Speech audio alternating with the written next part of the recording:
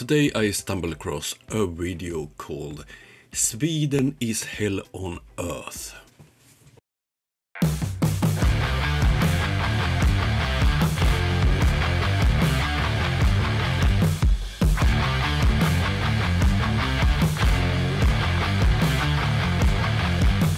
First of all, I want to thank you all members, subscribers, you who watches my video, and all of you who have donated money via PayPal, Super Chats, Super Thanks.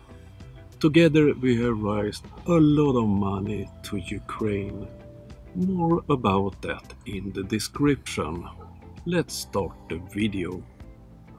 When I did see a video titled Sweden is Hell on Earth from a channel called Hypocrite, I had to have a look because, as you know, I'm Swedish. So let's start this video. Hey everyone, welcome back to the channel, and today we're going to be continuing our series, The Unabridged Works of Mencius Moldbug Man, and we're going to do the thread that was the most requested from the comment section of the last video, which is the thread where Moldbug Man takes us through his trip to Sweden. And so without any further ado, let's just get right into it. So original, this is from Twitter and from this Moldbug Man, but this channel have read it in, so why don't they like Sweden? In honor of Greta Thunberg's odyssey across the Atlantic, I would like to present some notes taken from 2015 when I spent some time in Sweden and concluded it was hell on earth. Not claiming to be an expert on Sweden if there are any errors, these were just my observations. So 2015, this person was in Sweden.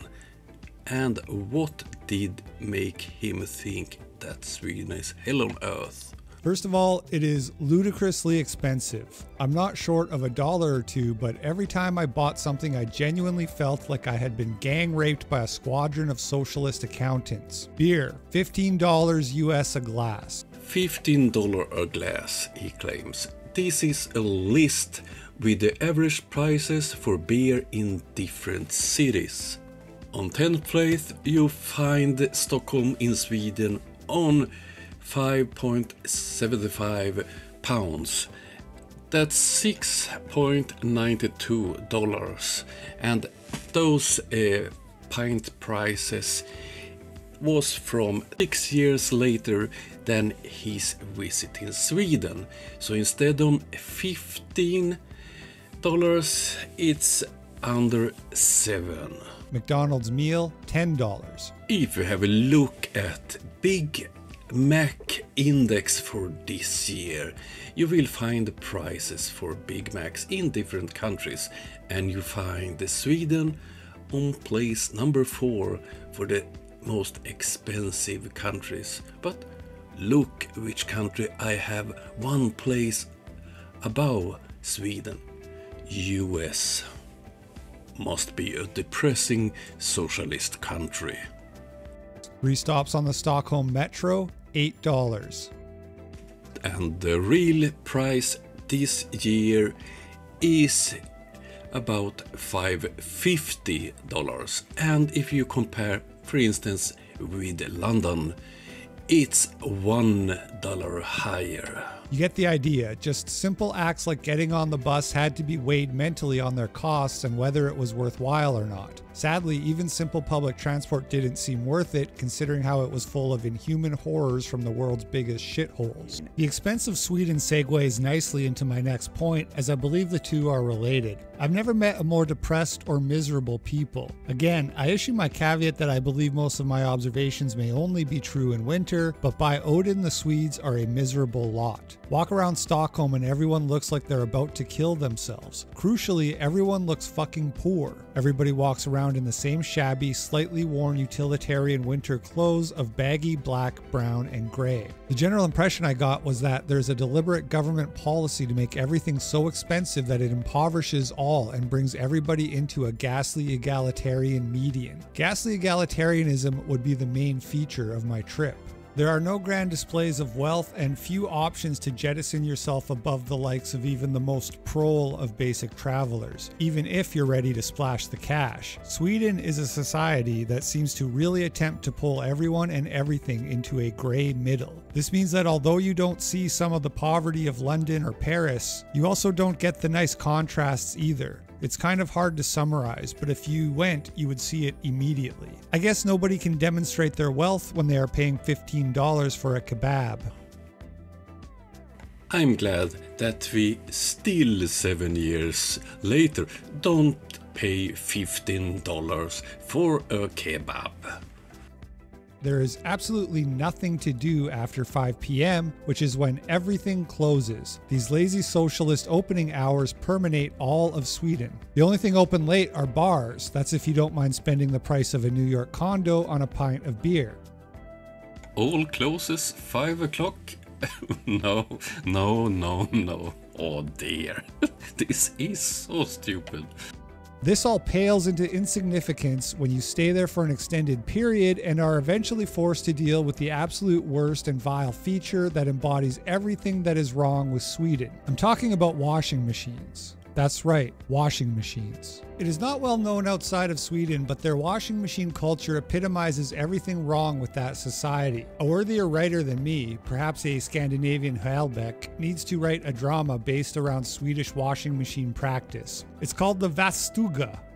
No, it's called tvättstuga. Or laundry room. In socialist Scandinavia, it is unseemly to have something as bourgeois as your own personal washing machine. Stated simply, it's communal laundry facilities in apartment blocks. Most Swedes live in Soviet-style concrete blocks, and the individual apartments are not even set up to allow the installation of individual washing machines. Instead, each complex has a designated washing room which has washing machines and drying facilities. To use the washing machine, you have to sign up for a 1 to 2 hour slot, which typically involves a half-week waiting time. So you can only do your washing during these pre-arranged appointments. Obviously, competition for the top washing spots at the weekend is fierce. People often have to take days off work in order to do their washing because they have not been able to do their washing in the evening or at weekends for months. Months on end. Some people resort to booking slots at 3 a.m. and setting their alarms to wake up on weeknights.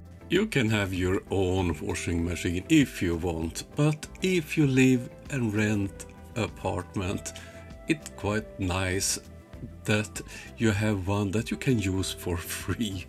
This is so damn stupid.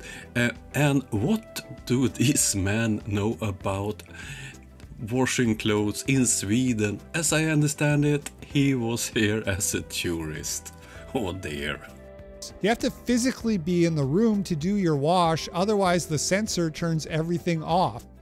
No, there are no sensors that force you to stay in the tvättstuga when the machines are working. That's pure stupidity. You'd be considered a dangerous free-thinking maverick if you bought your own machine or attempted hand washing. You would probably be shot. Oh dear, a majority of Swedes have their own washing machine. After all that hell involved in washing your clothes, you probably wish to go out, buy some alcohol, and have a nice drink to relieve the stress, right? Easy, right? No. Fuck you. This is Sweden. Alcohol in Sweden is purchased at a brutalist dystopian store that seems like it was taken from Yevgeny Zamyatin's Wii. It's a government monopoly called Systembolaget, or The System for short. A name straight from a Soviet dystopian novel for sure. Sweden's nanny state doesn't think that its population can handle the normal sale of alcohol. Presumably because due to the darkness and everything closing at 5 p.m., the Swedes would just spend their evenings drinking themselves to death with lack of anything else to do. The government strictly regulates the sale of alcohol. All alcohol, with the exception of light beers with an alcohol content of less than 3.5%, can only be sold in one of the state-sponsored off-licenses delightfully known as the System. Yes, alcohol is sold at Systembolaget in Sweden, and you can buy beer up to 3.5% in ordinary stores. This is correct, but rest of the his story is pure bullshit. The system is the alcohol store equivalent of America's DMV. These shops make it as difficult as possible to purchase alcohol. A deliberate government policy, you can look all this up. Opening hours are 11 a.m. till 4 p.m. and they don't even open on a Sunday. Hence, you can only really buy alcohol on a Saturday unless you take a day off work, and it shows. There were huge lines of people stood outside the system when I went on Saturday like peasants queuing for potatoes during the final days of the USSR. There are no promotions, no deals, nothing. All alcohol is kept behind glass cases and has a number printed beside it. You then have to remember the number, go to the counter and tell them, for example, I would like a bottle of 1765 and a can of 88427, which they then give you. I can't find one Systembolaget in Sweden that closes 4 at the afternoon. I looked at one in central Stockholm on Drottninggatan. It's opened Monday to Friday, 10 in the morning to 8 in the evening, and on Saturdays it's open 10 to 3 in the afternoon. Yes, they are closed at Sundays. And there he revealed himself. You don't buy over a counter at Systembolaget anywhere in Sweden. Yes, you did for over 30 years ago. Nowadays, it's a normal shop. You go around, look at the bottles and pick what you want, and you pay on your way out. Supermarkets and other stores in Sweden are also weirdly socialist and fucked up. You have to do the cashier's work for them. I first discovered this when I went to an Asian supermarket to buy some noodles for self-catering since I couldn't even afford a modest Swedish restaurant. The cashier threw a fit at me for just putting my basket on the checkout conveyor belt and shouted at me to take everything out. At first I thought this was just a crazy autist, but it turns out that there is a set protocol to how you are supposed to behave at a Swedish cashier. You are supposed to take all your items out of the basket and line them up in a neat row on the conveyor belt with the barcodes facing outwards. This is so that the barcodes can scan themselves automatically as they pass the scanner and the cashier doesn't have to touch the items. They then fall into the tray at the end and you pay €5 per plastic bag or some ridiculous near equivalent and bag them up yourself. The actual cost of these plastic bags at the grocery stores ends up being around 7 crowns on average, at least in my experience shopping around Stockholm. I never had the cashier scream at me when I don't have the barcode in the direction to the scanner. And €3 for a plastic bag. Yes, after he claims to have been in Sweden, they raised the price on plastic bag for environment reasons.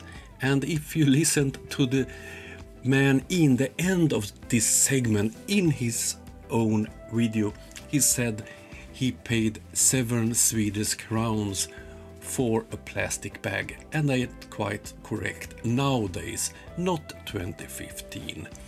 And what is 7 Swedish crown? It's $0.68. Yes, it's quite expensive for a plastic bag, but the reason is to try people to use better materials. I'm convinced that the one who made the original Twitter tweets never visited Sweden, because it's so many wrong things in that part, and the one editing the video don't know anything at all about Sweden. So I know this was not a flat earth video, but it was so stupid, so I had to do a video about it. This is a quite popular channel with about 100,000 followers, and it's quite clear. To check sources, why bother? People believe it even if you don't check any sources. Okay, I hope you like this video. I will be back soon with a new one. Have a nice day. Bye.